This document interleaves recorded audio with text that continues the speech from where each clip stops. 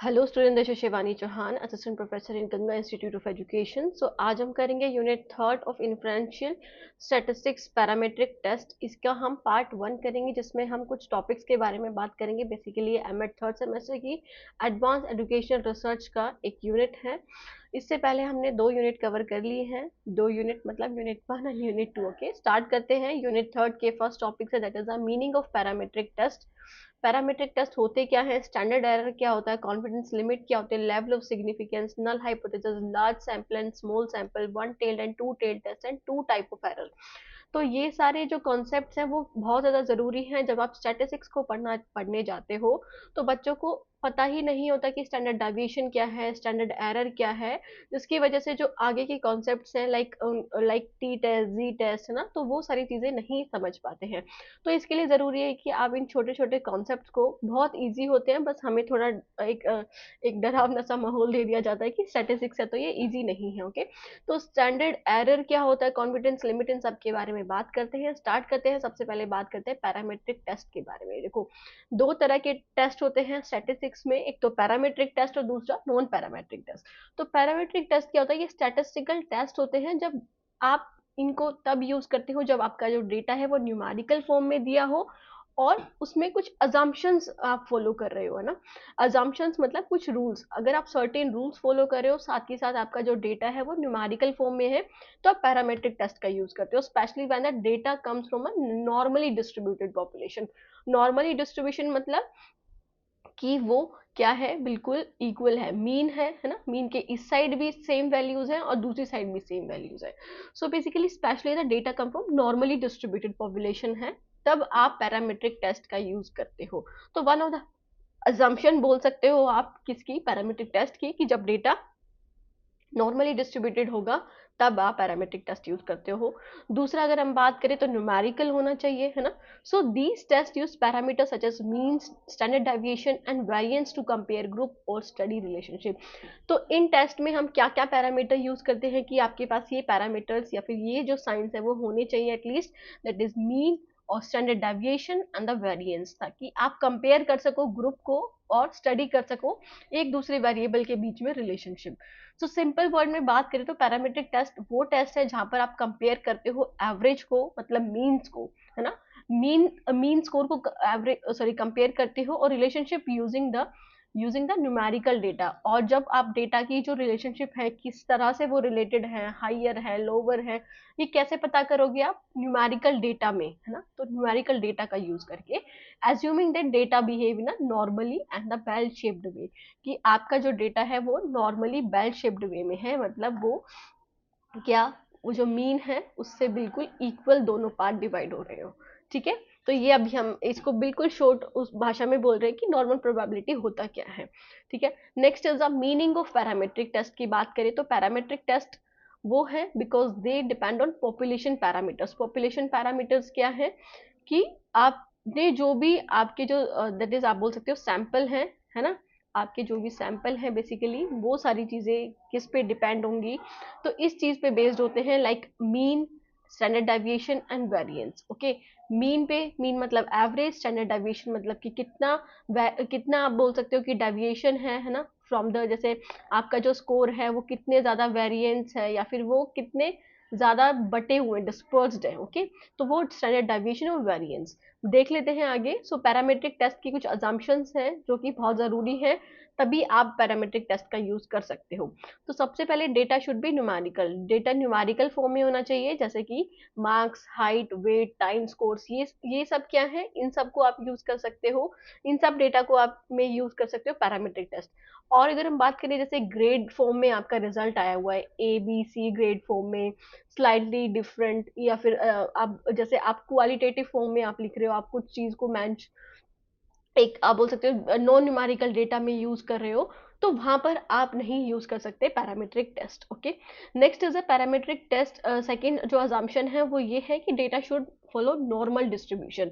तो bell shaped curve होना चाहिए where most values lie near the average, कि जहां पर मोस्ट ऑफ द वैल्यूज कहाँ पे लाई करेंगी, एवरेज के पास, है ना। एवरेज क्या है, एवरेज आपका मीन है, और मीन के पास मोस्ट ऑफ द वैल्यूज लाई करें, तभी आप पैरामीट्रिक टेस्ट को यूज कर सकते हो। जैसे कि most students score around 60 to 70 marks, fewer very low and fewer very high। कि 100 में से अगर हम बात करें बच्चों ने, कुछ बच्चे ऐसे हैं जिन्होंने 90 अबव मार्क्स गेन करे और कुछ बच्चे ऐसे हैं जो कि 40 से भी कम मार्क्स हैं, बट जो मोस्टली बच्चे वो हैं जिन्होंने 60 से 70 के बीच में मार्क्स लेकर आए हैं। तो 60 से 70 में मार्क्स लेकर आए, इट मीन्स कि मोस्ट वैल्यू जो है वो लाई कर रही है एवरेज के पास, है ना, एवरेज के पास लाई कर रही है मोस्ट ऑफ द वैल्यू। सो यही क्या है, यही एनपीसी है, या फिर आप बोल सकते हो नॉर्मल प्रोबेबिलिटी कर्व तभी बनेगा। ओके, और वही आप यूज करते हो पैरामीट्रिक टेस्ट को। Next is the equal variance. Equal variance what it means, same spread in groups, variation in score of group being compared should be almost the same. कि scores में जो variations हैं, मतलब जैसे आप फॉर एग्जाम्पल अगर हम बात करें कि एक बच्चे के तो 90 आ गए और दूसरे के बिल्कुल 40 आ गए, है ना, तो इन दोनों के स्कोर में कितना ज्यादा वेरिएंस है, कितना ज्यादा डिफरेंस है, तो वो नहीं होना चाहिए। वेरिएंस क्या होनी चाहिए, वो ऑलमोस्ट सेम होनी चाहिए। जैसे कि marks of boys and girls should not be extremely scattered in one group, कि लड़कियों के या लड़कों के, बॉयज और गर्ल्स की जो मार्क्स हैं वो एक्सट्रीमली स्कैटर्ड नहीं होनी चाहिए। जैसे बॉयज के तो आ रहे हैं 40 मार्क्स, 45 मार्क्स, और लड़कियों के मार्क्स आ रहे हैं 90, 95, तो वो सेम, आप बोल सकते हो अप्रोक्सीमेटली वो सेम होने चाहिए। ओके, टाइटली क्लस्टर्ड फॉर्म में होने चाहिए, स्कैटर्ड नहीं होने चाहिए, बिखरे नहीं होने चाहिए। ओके, तभी आप पैरामीट्रिक टेस्ट यूज कर सकते हो। So next assumption is the independent observation. Each person data should B separate, है ना, हर पर्सन की जो भी डेटा होगा वो सेपरेट फॉर्म में होगा, ऐसा नहीं कि आप ग्रुप फॉर्म में ले रहे हो। So one student marks should not affect another student marks, कि एक स्टूडेंट के मार्क्स दूसरे स्टूडेंट को अफेक्ट ना करे, मतलब एक दूसरे पे डिपेंडेंट ना हो। Okay, next is the advantages of parametric test. तो एडवांटेजेस क्या है, easy to understand and apply. तो सबसे पहले तो पैरामीट्रिक टेस्ट क्यों इजी है, क्योंकि यहाँ पर आपको पता है कि ये अजम्पशन होनी चाहिए, और अगर ये अजम्पशन है तो आप यूज कर सकते हो पैरामीट्रिक टेस्ट, नहीं है तो नहीं यूज करोगे। ओके, मोर एक्यूरेट रिजल्ट आता है जब सारी कंडीशंस जो भी हमने पढ़ी है वो सारी हमें पता चल जाती हैं। कंप्लीट न्यूमेरिकल इंफॉर्मेशन होती है तो बहुत इजी हो जाता है, फॉर्मूले के जरिए बहुत आसानी से आप अपना डेटा को निकाल सकते हैं, एनालिसिस कर सकते हैं। सो ये आप यूज करते हो मोस्टली एजुकेशन और साइकोलॉजिकल रिसर्च में। पैरामीट्रिक टेस्ट को हम यूज करते हैं जब हमें डेटा निकालना हो न्यूमेरिकल फॉर्म में।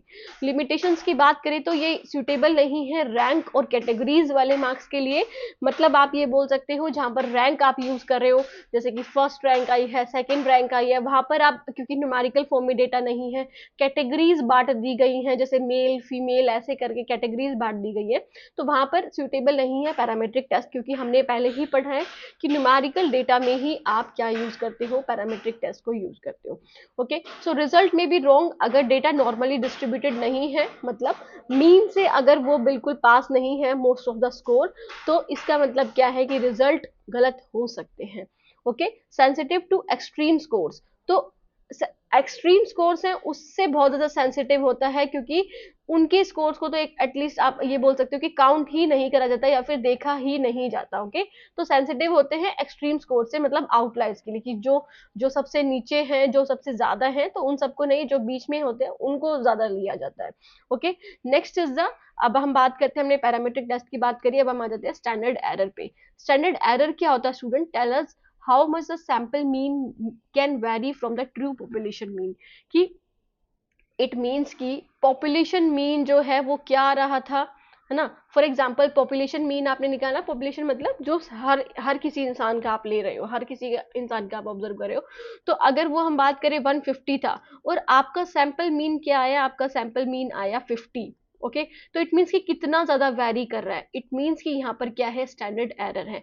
जब आपका पॉपुलेशन मीन से मैच ना करे या फिर बहुत ज्यादा वेरी करे, बहुत ज्यादा डिफरेंट शो हो सैंपल मीन में, तो वही स्टैंडर्ड एरर होता है।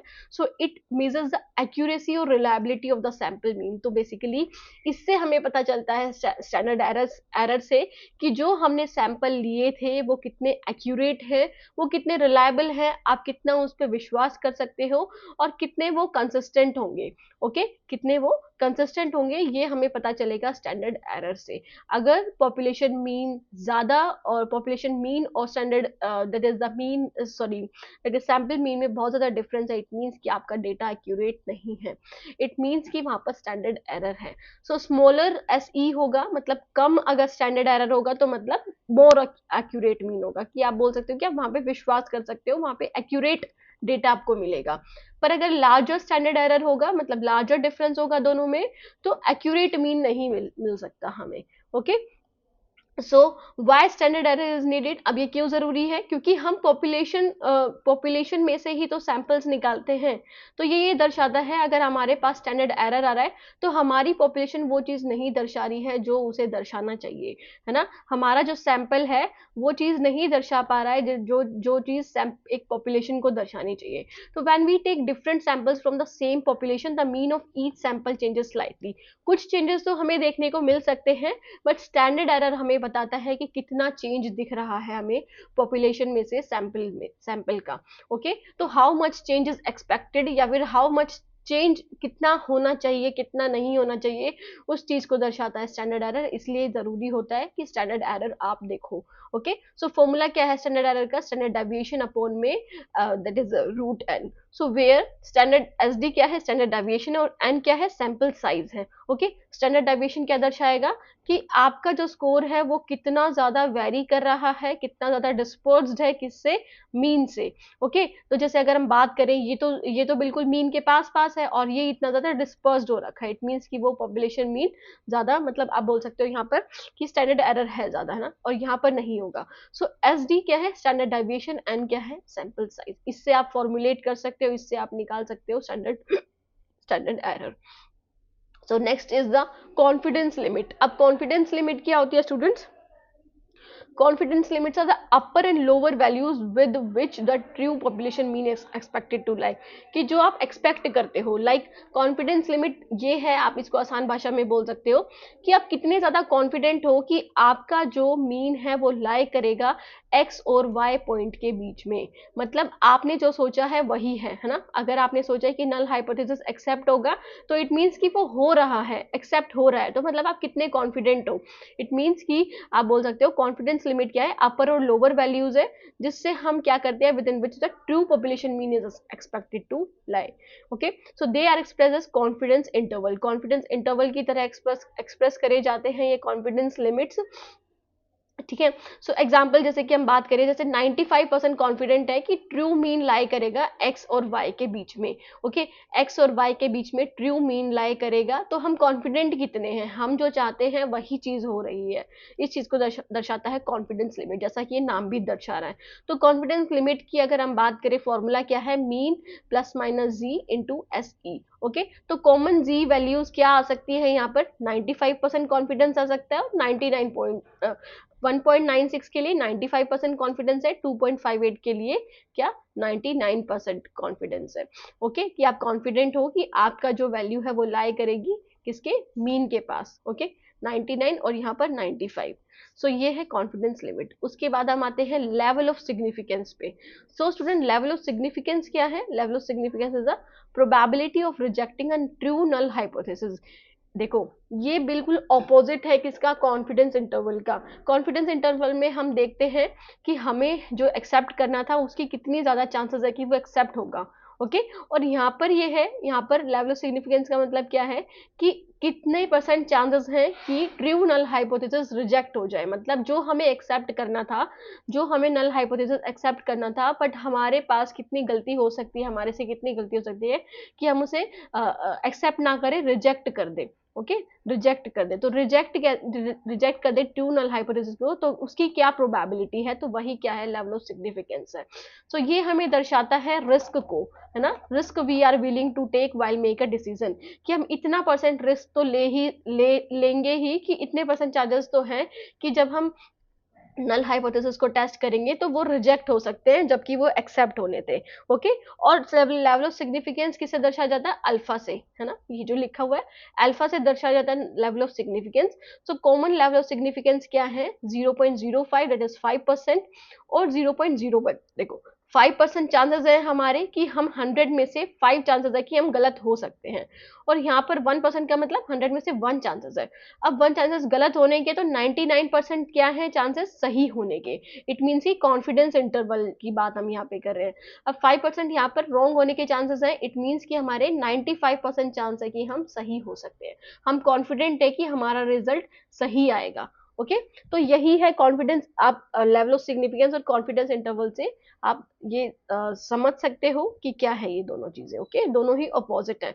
एग्जाम्पल की बात करें, suppose a researcher find data, कि एक रिसर्चर ने डेटा फाइंड करा और उसने देखा कि मेरे से इतना परसेंट चांस हो सकता है कि गलती हो सकती है, मतलब 5% चांस है, 5% उसने सिग्निफिकेंट लेवल लिया, तो इसका मतलब 5% चांस है कि रिजल्ट में कुछ एरर्स हो सकते हैं। Due to chance researcher can be fairly confident. Okay तो 5% चांस है कि कुछ एरर हो सकते हैं, और 95% चांस है कि वो बोल रहा है कि हाँ मुझसे सही डेटा ही निकलेगा। इफ सिग्निफिकेंट एट 0.05 लेवल, तो रिजल्ट इज हाईली सिग्निफिकेंट, है ना। अगर वो 0.01 लेवल पे सिग्निफिकेंट है तो रिजल्ट हाईली सिग्निफिकेंट होगा, मतलब आप ये बोल सकते हो कि 0.01 एरर ही चांसेस है, तो इट मीन्स कि आप सही होंगे।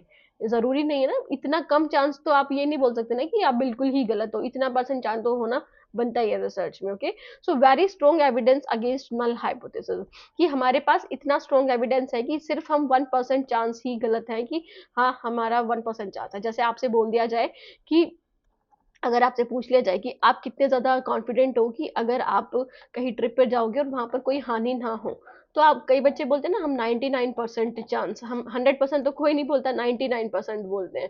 तो इट मीन्स कि 1% चांस ऐसे हैं कि वो खुद भी क्या नहीं है, कॉन्फिडेंट नहीं है। तो 99% वो चांस कॉन्फिडेंट है, तो इट मीन्स कि कॉन्फिडेंट इंटरवल है। और 1% का मतलब क्या है कि वहां पर क्या है, लेवल ऑफ सिग्निफिकेंस है। यही होता है लेवल ऑफ सिग्निफिकेंस और कॉन्फिडेंस इंटरवल। सो अगर हम बात करें इन दोनों के बीच में रिलेशनशिप, तो स्टैंडर्ड एरर क्या है, use to calculate confidence limit. आपका जो स्टैंडर्ड एरर है वो कॉन्फिडेंस लिमिट कैलकुलेट करने के काम आता है। और level of significance test hypothesis के लिए, कि जब आपको हाइपोथेसिस टेस्ट करने हैं, है ना, कि आपको एक्सेप्ट करना है, रिजेक्ट करना है, तो आप लेवल ऑफ सिग्निफिकेंस का यूज करते हो, और स्टैंडर्ड एरर का यूज करते हो आप कॉन्फिडेंस लिमिट्स के लिए। ठीक है, standard error use to calculate confidence limits. So the next one is the null hypothesis. अब नल हाइपोथेसिस क्या है स्टूडेंट्स? अब हम नल हाइपोथेसिस की बात करें, सो नल हाइपोथेसिस मतलब कि आप जब ये कह रहे हो किसी स्टेटमेंट में कि दो या दो से ज्यादा वेरिएबल में कोई भी रिलेशनशिप नहीं है, एक दूसरे पे अफेक्ट नहीं डालते हैं, ना ही इन दोनों में कोई डिफरेंस है, इट मीन्स कि आप नल हाइपोथेसिस क्रिएट कर रहे हो। मतलब हाइपोथेसिस तो पता है कि बेसिक आप जो टेंटेटिव अजम्पशन लेकर के चलते हो, आप जो अजम्पशंस लेकर के चलते हो टेंटेटिव, कि मैं ये स्टडी कर रहा हूँ तो इसके पॉसिबल सॉल्यूशंस ये हो सकते हैं, फिर आप उसे टेस्ट करते हो। तो टेस्ट करने के दौरान आप नल हाइपोथेसिस और ऑल्टरनेटिव हाइपोथेसिस, दो तरह के हाइपोथेसिस क्रिएट करते हो। तो नल हाइपोथेसिस क्या होता है, जहां पर आप ये दर्शाते हो कि कोई डिफरेंस नहीं है, कोई इफेक्ट नहीं है, कोई रिलेशनशिप नहीं है वेरिएबल्स के बीच में। ओके तो it is a starting assumption in research and statistics. तो ये स्टार्टिंग एजम्पशन हम मान के चलते हैं अपने रिसर्च में, अपने स्टैटिस्टिक्स में, कि हम ये मान के चल रहे हैं कि हमारे जो वेरिएबल्स हैं उनमें कोई रिलेशनशिप नहीं है, फिर हम उन्हें आगे टेस्ट करते हैं। Okay so null hypothesis is a statement that assume no difference, no relationship between variable. Okay और is tested for possible rejection, कि जरूरी नहीं है कि वही सत्य है, वही सच है, वो रिजेक्ट भी हो सकता है, और ऑल्टरनेटिव हाइपोथेसिस उसकी तरह, उसकी बजाय एक्सेप्ट हो जाएगा। क्योंकि ऑल्टरनेटिव हाइपोथेसिस क्या होता है, जहां पर आप ये दर्शाते हो कि there is relationship, there is effect, there is difference between these variables, जो भी आप कोई वेरिएबल ले रहे हो उनमें। ओके तो नल हाइपोथेसिस दर्शाती है कि कोई डिफरेंस नहीं है, कोई रिलेशनशिप नहीं है। सो पर्पस क्या है नल हाइपोथेसिस का, ये हमें टेस्ट करने में हेल्प करती है कि observe result happen by chance, कि ये जो हमारे ऑब्जर्व रिजल्ट हैं क्या वो चांस, मतलब बस वो एक चांस ही था, या फिर वो आप प्रूव भी कर सकते हो, इस चीज को दर्शाता है। To provide a basis for statistical testing, अगर आप नल हाइपोथेसिस लोगे तो इट मीन्स कि एक तरह से आपके लिए बेसिस बन जाएगा। आपको लगेगा कि अच्छा ऐसा क्या पता ना भी हो, तो आप उसकी वजह से, नल हाइपोथेसिस की वजह से स्टैटिस्टिकल टेस्टिंग आगे कर सकते हो, फिर इसे रिजेक्ट भी कर सकते हो अगर ये गलत है, और अगर ये सही है तो इसे एक्सेप्ट भी कर सकते हो। ओके टेस्ट करने के बाद। सो पर्पस क्या है नल हाइपोथेसिस का? तो सबसे पहले अगर हम बात करें एग्जांपल्स की, तो एजुकेशन एग्जांपल जैसे H0 से डिनोट करते हैं बेसिकली हम नल हाइपोथेसिस को। So there is no difference is achievement between student taught by method A and method B. तो यहाँ पे दो वेरिएबल है ना, मेथड्स हैं और स्टूडेंट्स हैं, तो बेसिकली इनके अचीवमेंट्स के बीच में कोई डिफरेंस नहीं है, चाहे हम लेक्चर मेथड से पढ़ा लें, चाहे हम डेमोन्स्ट्रेशन मेथड से पढ़ा लें। तो इट मीन्स कि कोई रिलेशनशिप नहीं है, तो मतलब आप नल हाइपोथेसिस यूज कर रहे हो। जैसे कि टेस्टिंग प्रोग्राम एग्जांपल, जैसे new teaching method does not improve student performance. For example हम ये भी बोल सकते हैं कि हॉर्लिक्स का बच्चों की हाइट पर कोई प्रभाव नहीं होता, या फिर बच्चों पे कोई भी एग्जाम की एंग्जाइटी नहीं होती है, कोई भी प्रेशर नहीं होता एग्जाम का। तो ये क्या है, जब आप कोई भी डिफरेंस नहीं बता रहे हो, कोई भी रिलेशनशिप नहीं बता रहे हो, तो आप नल हाइपोथेसिस बता रहे हो। Okay, so large sample and small sample. So large sample और स्मॉल सैंपल क्या, samples are classified based on sample size. तो सैंपल साइज पे बेस्ड होते हैं सैंपल्स। ओके, जब हम बात करें कि सैंपल, ये जो एन है इसका मतलब है सैंपल साइज। एन अगर बड़ा है 30 से तो मतलब लार्ज सैंपल है, एन अगर छोटा है 30 से तो मतलब स्मॉल सैंपल है। तो ये बेसिक सा डिफरेंस होता है इनमें वैसे तो, कि लार्ज सैंपल मतलब कि 30 से बड़ा, ओके, 30 से बड़ा या 30 के बराबर, और 30 से छोटा है तो मतलब स्मॉल सैंपल है। सो लार्ज सैंपल क्या है, सैंपल कंटेनिंग 30 और more observation is called a large sample. जहां पर 30 या 30 से ज्यादा ऑब्जर्वेशन है तो वो लार्ज सैंपल है।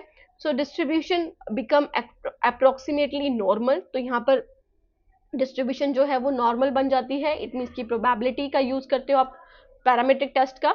More reliable and accurate result आपको देखने को मिलते हैं यहाँ पर, आप जी टेस्ट का यूज करते हो, जो कि हम आगे पढ़ेंगे। ओके, एक्यूरेट रिजल्ट और मोर रिलायबल रिजल्ट देखने को मिलते हैं।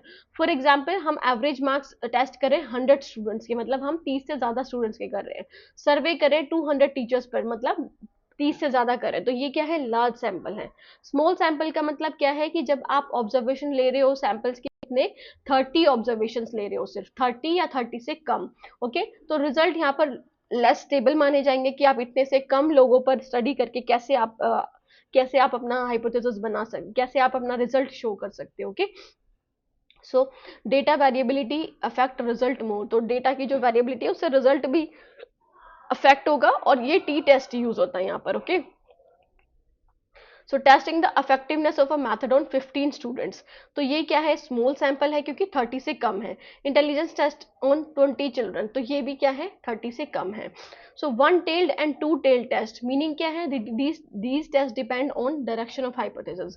One tailed and two tailed का मतलब स्टूडेंट्स क्या है, कि डायरेक्शन क्या है हाइपोथेसिस की। अगर वन डायरेक्शन है तो मतलब वन टेल्ड है, एक डायरेक्शन में जा रहा है तो वन टेल्ड है, और अगर दो डायरेक्शन में जा रहा है तो टू टेल्ड है। देखो, whether we are testing one direction और बोथ डायरेक्शन, कि हम पॉजिटिव नेगेटिव दोनों ले रहे हैं तो मतलब टू टेल टेस्ट है। सिर्फ पॉजिटिव ले रहे हैं, एक डायरेक्शन ले रहे हैं कि एक डायरेक्शन में जा रहा है, हायर जा रहा है सिर्फ, तो वो क्या है, वो वन टेल्ड है। देखो आगे देख लेते हैं, वन टेल्ड का मतलब क्या है, check for an effect in only one direction, सिर्फ वन डायरेक्शन में देखते हो। जैसे कि यहाँ पर हम बात कर रहे हैं कि स्टूडेंट को पढ़ाया गया मेथड ए से, तो इसका मतलब मेथड ए और बी से, तो मेथड ए में वो हाई स्कोर कर रहा है, तो सिर्फ एक ही डायरेक्शन है ना, हाई लो दोनों नहीं है, सो एक ही है, तो ये वन टेल टेस्ट है। New method improve performance, not interested in decrease, है ना। तो अगर नया मेथड आप यूज करोगे तो परफॉर्मेंस इंप्रूव ही होगी, बढ़ेगी, तो ये भी वन डायरेक्शन ही है, तो वन टेल्ड ही है ये। ओके, टू टेल्ड क्या होता है student, two tailed test check for an effect in both direction. तो यहाँ पे दोनों डायरेक्शन को चेक करा जाता है, हायर भी, लोअर भी, पॉजिटिव भी, नेगेटिव भी। Okay, so we are not sure whether the result will increase और डिक्रीज जब हम यूज करते हैं टू टेल्ड टेस्ट, कि हमें नहीं पता होता कि अब जो हमारा रिजल्ट है वो इंक्रीज होगा या डिक्रीज होगा, तो हम दोनों तरह का यूज करते हैं। ओके, तो difference between method A and B की डिफरेंस है इन दोनों में, और टीचिंग मेथड अफेक्ट करेगा अचीवमेंट को। अब हमें ये नहीं पता कि वो लोअर है या हायर है, तो वो टू टेल्ड टेस्ट है। ठीक है, so next is one tail two tail। One tailed में क्या है, वन टेल्ड टेस्ट में डायरेक्शन स्पेसिफाइड होती है, वन क्रिटिकल रीजन होता है, मोर पावरफुल और रेयरली यूज। आप बोल सकते हो कि वन टेल्ड बहुत कम, जब आप श्योर होते हो कि आपका जो रिजल्ट है वो एक ही डायरेक्शन में मूव होगा, पॉजिटिव ही होगा, नेगेटिव ही हो गया, हाई हो गया, लो लो हो गया, तो तब आप वन टेल टेस्ट यूज कर सकते हो, डायरेक्शन स्पेसिफाइड होता है यहाँ पर। ओके, टू टेल टेस्ट में आप डायरेक्शन स्पेसिफाई नहीं करते हो, दो क्रिटिकल रीजन होते हैं, मतलब हायर भी हो सकता है और लोअर भी हो सकता है, कम पावरफुल होता है, बहुत ज्यादा यूज कर सकते हो, बिकॉज क्योंकि बहुत सारी जगह ऐसी होती है जहां पर आप नहीं अज्यूम कर सकते हो या फिर नहीं श्योर होते हो डेटा के बारे में। Okay, so student next is two types of error. So two types of error क्या होते हैं, एरर मतलब कि गलतियां, त्रुटियां, है ना। तो जब भी हम कुछ चीज ऐसी करते हैं जहां पर हमें प्रूव करनी हो तो वहां पर गलती होने के चांसेस हो सकते हैं। सो दो तरह के एरर हैं, type one error that is जिसको हम अल्फा एरर के नाम से भी जानते हैं, और second is the type B error जिसको हम बीटा एरर के नाम से भी जानते हैं। Okay, so type one error students क्या होता है, टाइप वन एरर वो होता है जहां पर researcher reject the null hypothesis, कि जब नल हाइपोथेसिस आपका ट्रू होता है, मतलब तब आपको पता नहीं होता है कि आपके जो वेरिएबल्स हैं उनके बीच में कोई रिलेशनशिप नहीं है, और आप उसे रिजेक्ट कर देते हो, मतलब आप ये बोल देते हो कि हाँ भाई इनके बीच में रिलेशनशिप है। ओके, तो जब नल हाइपोथेसिस ट्रू होता है और आप उसे रिजेक्ट कर देते हो, that is a type one error. Okay, तो देयर इज डिफरेंस, आप ये बोल देते हो कि दोनों वेरिएबल्स के बीच में डिफरेंस है, बल्कि नहीं होता है कोई भी डिफरेंस, तो वही होता है टाइप वन एरर। जैसे कि हम बात करें कि नल हाइपोथेसिस क्या है, कि हमने नल हाइपोथेसिस बना लिया कि नए मेथड जो है वो बेटर नहीं है, is not better than old method, ये हमने नल हाइपोथेसिस बना लिया था। अब रियलिटी में हमने देखा कि new method really makes no difference, है ना, नए मेथड कोई डिफरेंस नहीं क्रिएट करते, दोनों ही सेम होते हैं, पर हमने क्या बोल दिया कि ओल्ड मेथड बढ़िया है ना, सॉरी, जो हमारे जो ओल्ड मेथड है वो बढ़िया नहीं है, न्यू मेथड बढ़िया है, न्यू मेथड अच्छे हैं ओल्ड मेथड से। तो आपने क्या कर दिया यहाँ पर, आपने नल हाइपोथेसिस को रिजेक्ट कर दिया, जबकि आपको उसे एक्सेप्ट करना था, तो यही क्या है, यही टाइप वन एरर है। ओके, दूसरा एग्जांपल लेते हैं, जैसे बच्चे की हाइट पे हॉर्लिक्स का या फिर कोई भी, जैसे आप बोल सकते हो कोई भी ऐसे हॉर्लिक्स का या फिर कॉम्प्लेन का कोई फर्क नहीं पड़ता, आपने ये नल हाइपोथेसिस बना लिया, there is no difference between the height and Horlicks, या फिर there is no effect of Horlicks on the height of the students, okay, height of the child. So ये आपने बना लिया, तो आप जब आपको इसे क्या करना था, एक्सेप्ट करना था, है ना, आपको क्या करना था, एक्सेप्ट करना था, वहां पे सच में कोई डिफरेंस नहीं है हॉर्लिक्स पे हाइट का, पर आपने क्या बोल दिया कि there is difference, there is effect, there is positive effect, there is negative effect, तो आपने ये बना दिया, तो आपने गलती कर दी ना, तो यही क्या होता है, यही टाइप वन एरर होता है। Next error is the beta error, जिसको हम बीटा एरर के नाम से जानते हैं। तो यहाँ पर नल हाइपोथेसिस गलत होता है, पर आप उसे एक्सेप्ट कर लेते हो, है ना, मतलब कोई भी डिफरेंस नहीं होता है, मतलब नहीं, कोई भी डिफरेंस नहीं होता है, बट आप दिखा देते हो कि डिफरेंस है। Okay, so accept the null hypothesis even though it is actually false, कि वो फॉल्स है, बट फिर भी आप ये बोल देते हो कि आप उसे एक्सेप्ट कर लेते हो फॉल्स नल हाइपोथेसिस को, मतलब आप ये बोल देते हो कि कोई भी डिफरेंस नहीं है इसके बीच में, बल्कि होता है। Saying no difference when actually difference exist, कि डिफरेंस होता है, बट आप ये बोल देते हो कि दो वेरिएबल्स के बीच में कोई डिफरेंस नहीं है। जैसे कि new method is not better, आपने ये नल हाइपोथेसिस बना लिया था, और सच में न्यू मेथड बेटर है, बट आपने बोल दिया कि कोई भी डिफरेंस नहीं है न्यू मेथड और ओल्ड मेथड में। ओके, तो ये क्या है, टाइप सेकेंड एरर है। जैसे हॉर्लिक्स, और अगर हम इसकी बात करें स्टूडेंट्स की चाइल्ड की हाइट की बात करें, तो यहाँ पर आपने बना लिया था कि कोई डिफरेंस नहीं है, और आपने उस चीज को एक्सेप्ट कर लिया, बल्कि आपको रिजेक्ट करना था ये, और आपको बोलना था कि there is difference in the height of the student due to the Horlicks. Okay, so ये है बीटा एरर। सो स्टूडेंट, ये थे हमारे कुछ पॉइंट्स जो कि हमने देखे आज, किसके बारे में हमने देखे, ये आज डिफरेंट पॉइंट्स देखे, यूनिट थर्ड का फर्स्ट टॉपिक के बारे में। आगे हम unit second, sorry that is the topic second and topic third लेकर के आएंगे। बाकी thank you so much student for watching the video, मिलते हैं नेक्स्ट वीडियो में, तब तक के लिए take care, bye, have a nice day.